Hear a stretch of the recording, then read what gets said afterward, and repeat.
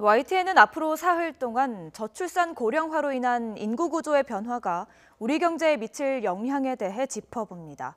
오늘은 그 첫 번째 순서로 심각한 저출산 현상에 대해 취재했습니다.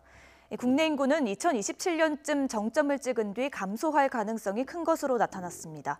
먼저 고한석 기자가 보도합니다.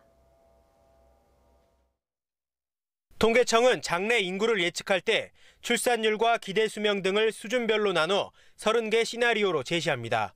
정부는 가장 평균적인 예측치인 중위 추계를 바탕으로 연금, 건강보험 등의 재정 지출 계획을 짜게 됩니다. 지난해 말 중위 추계에 따르면 올해 여성 1명이 평생 낳을 것으로 예상하는 합계 출산율은 1.2명.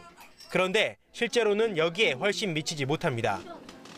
올해 상반기 출생아 수가 2008년 이후에 가장 낮은 18만 8천 명입니다. 이 추세면 올해 합계 출산율은 역대 최저인 1.03명. 정부가 정책 판단의 근거로 삼았던 인구 변화 예측치가 틀렸다는 얘기입니다. 2015년, 2014년에 우리나라 합계 출산율이 좀 오르는 편이었었거든요. 그러다 보니까 그게 이제 고려가 돼서 앞으로도 출산율이 확 떨어지는 것보다는 오히려 반대로 조금씩만 올라갈 수 있을 그런 가정을 하게 된 거죠.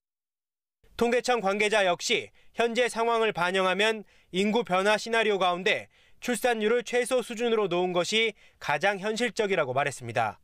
여기에 따르면 국내 인구는 오는 2027년 5,200만 명을 정점으로 다음 해부터 줄기 시작합니다.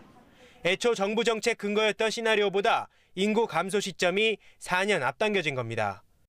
특히 저출산에다 고령화가 겹치면서 인구 구조 역시 급격하게 변하게 됩니다.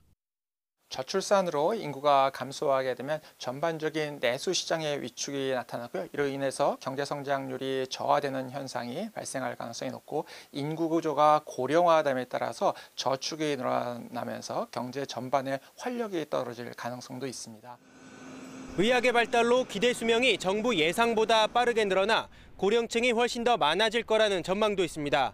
정부가 인구 변화의 속도를 너무 안이하게 바라본다는 지적이 나옵니다. YTN 고한석입니다.